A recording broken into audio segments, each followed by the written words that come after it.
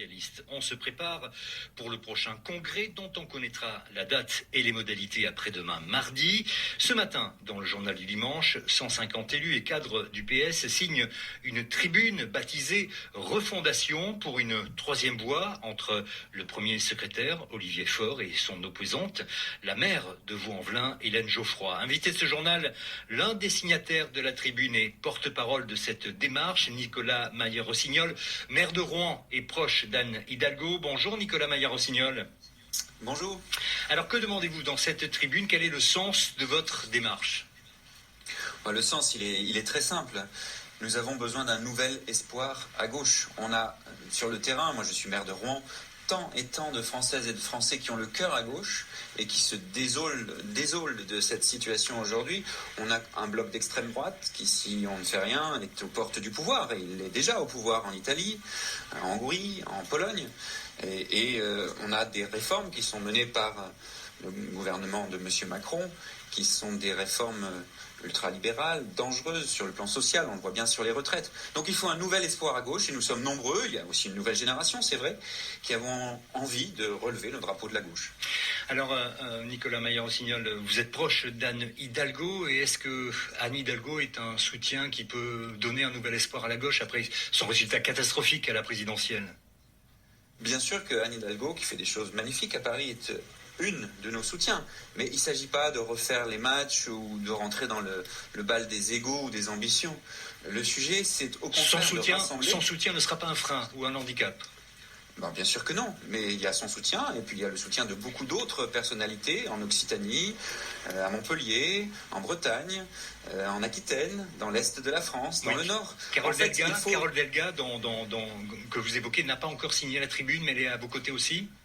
Vous avez peut-être vu que dans les trois porte-paroles, il y a par exemple Claire Fita, qui est la vice-présidente de Carole Delga en Occitanie. Et c'est une nouvelle génération aussi, c'est une représentation de la diversité des territoires, avec des jeunes élus de terrain, des élus expérimentés, des parlementaires, des sénateurs, qui simplement ne se résignent pas à regarder bras ballants la gauche se déliter. Vous savez, on a besoin d'une gauche du fer, une gauche en responsabilité. Et sur les territoires, dans les villes, dans les communes, dans les départements, dans les régions, on nous fait crédit de cela, parce que nous avons des réalisations. La social-écologie en acte, on la voit sur les territoires. À nous maintenant, de la penser au niveau national. Alors, les thèmes que vous mettez en avant, c'est gauche pro-européenne, laïque et universaliste? Oui, la question européenne, on le voit bien, elle est au cœur des enjeux. Aujourd'hui, les grands enjeux du monde, que ce soit le défi climatique, que ce soit la question de la régulation des flux financiers, le terrorisme, c'est pas au niveau de la France, et encore moins au niveau local, qu'on va vraiment les résoudre. Il faut une approche européenne. Et nous sommes alter-européens parce que nous voulons une Europe moins libérale, plus sociale, plus conforme à nos valeurs de solidarité, d'humanisme, mais pro-européenne. On ne veut pas, par exemple, arrêter l'Europe de la défense, ce serait une folie. Au contraire, elle est certainement imparfaite, mais il faut la fortifier. Donc oui, une gauche pro-européenne, je rappelle qu'il y a des élections européennes dans 2 ans, et que c'est évidemment décisif.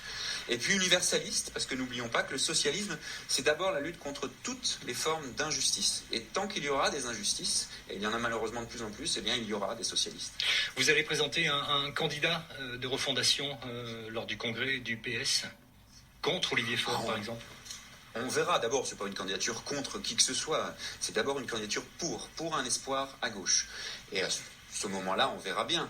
Mais on n'en est pas là. Pour l'instant, il y a un site, refondation.com. Venez, signez, rejoignez-nous. On a besoin surtout de travailler. Ce que nous voulons d'abord, c'est penser et peser. Penser, parce qu'il est urgent de remettre le Parti Socialiste au travail, soyons clairs, c'est pas la peine de faire de la langue de bois. Pour beaucoup de gens, le Parti Socialiste, il est mort ou il est en état léthargique. C'est ça que nous disent les Français sur le terrain. Alors il est temps que... Ils vous disent aussi, on vous entend plus, hein. Ils vous disent aussi, oui, ils nous disent, on vous attend et on ne vous entend pas. On vous attend et on ne vous entend pas ou on ne vous entend plus. Pourtant, dans les territoires, on voit ce que vous faites et on sait que vous êtes crédible et on sait que vous pouvez être à la fois radicaux dans l'appréhension des sujets et en même temps capable de proposer des solutions crédibles. La radicalité, c'est pas l'extrémisme. Prendre les problèmes à la racine, oui, mais ça n'est pas l'extrémisme. Et donc, on a besoin tout simplement de relever ce drapeau ensemble.